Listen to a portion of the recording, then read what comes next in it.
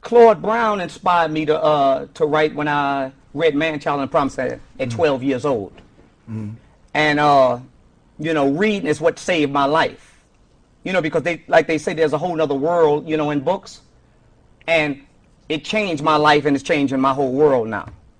You know, I went from negative to positive, and that's all because of learning how to read. You know, because some people think it's cool. You know, they say learning is fundamental or whatever, and you know, you got to get your education, because if you get your education, can't nobody stop you. Let me ask you this, going back to the snitch thing. You talk about the code of silence that ranks in the streets, because there is a code of silence, right? Yes, of course. Now, we as a people, admittedly, have a problem with Cops the code of Cops don't like snitches. Right. Well, listen, we have a problem with the code of silence with cops. Right.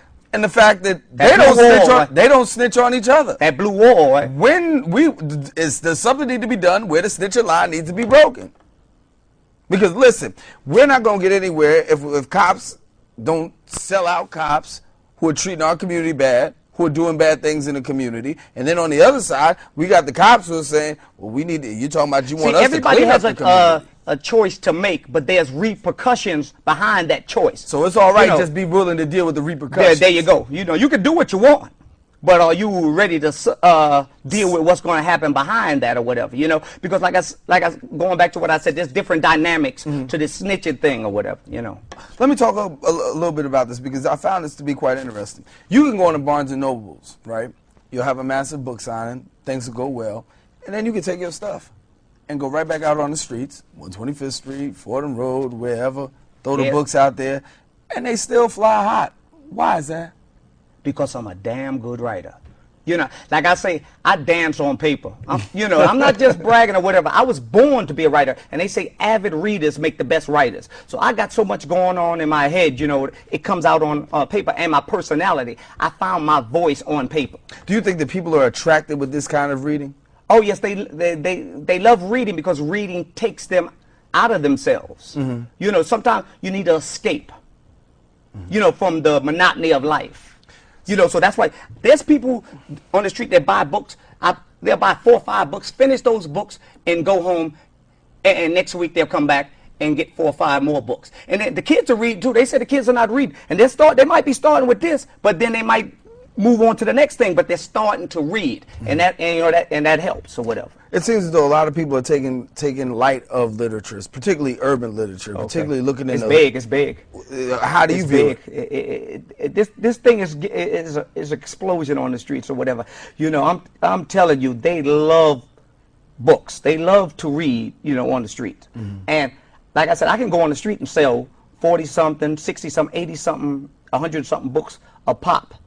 You know, and plus, you know, from being on the streets back in the days with my 3-car Monte, I'm a good salesman, you know, because, you know, that helps with this. So I know how to talk. I know when to make people laugh. I know when to get serious. I know how to handle constructive criticism when they want to break down stuff in, you know, my book, you know, and stuff like that. So, you know, and then when I'm out there, I try to put a smile on, you know, the people's, you know, faces. Like I see a woman walking by, and I say, "Sister with the good Halle Berry hairstyle, come get a signed copy, signed copy, for you can tell Oprah you met a brilliant author in front of a chicken joint."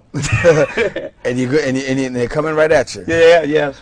Do you feel as though, I mean, because when you look at this is really like, this is, you know, I talk about letting it all hang out. Okay. There's an audience that just is looking for letting it all hang out. Do you feel that in every piece of your work you've got to let it all hang out? I don't sugarcoat anything, because especially like if you're writing something real too, it's a cleansing, it's a purging, you know, like just like I didn't have to go on a psychiatrist's couch.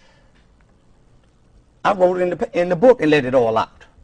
Now all that stuff don't burn like acid. All that garbage that I had inside me don't burn like acid. It was a release. You know, now I don't have that in me. I got peace of mind. Writing gave me peace of mind from letting it all out. I say that, you know, in many ways you're the walking testimony, because we've talked about it here on the show. I've always said, when we've had roundtable discussions and we've said things like, you know, drug dealers aren't necessarily bad people. You know, they've got a business mind. They know how to do it. They're just working in the wrong area. There you go. And so now when you look at a person like you, you see the life that you've lived. There you go. The things you've come from, streets, drugs, crime, Yes. scalping, you know, making money the quick way. No. But now you've been able to parlay that into writing, selling, moving your books, getting over here, And getting your hustle on in a legal way, and have a job, and own a condo. Yeah. Talk to the brothers out there who might be out on the streets saying, I got to get my grind on in an illegal way. What do you want to tell them? There's a way out. There's a way out.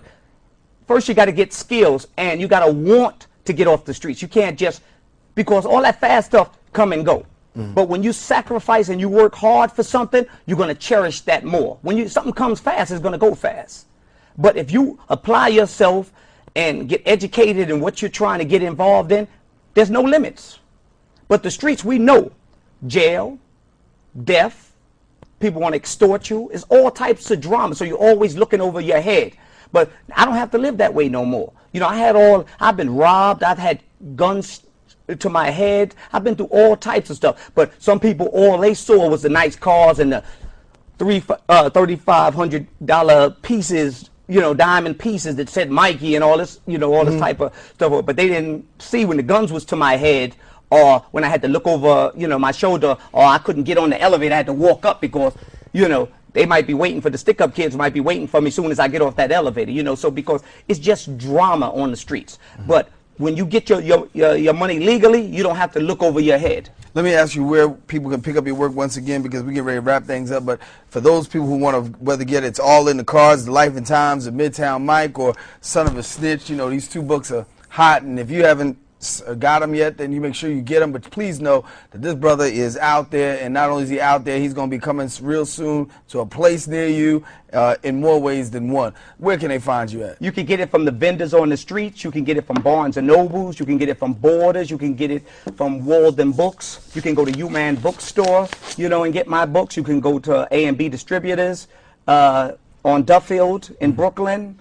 You know, that's for the wholesalers out there, whatever. Right. These are national books, so they're, you know, they're everywhere.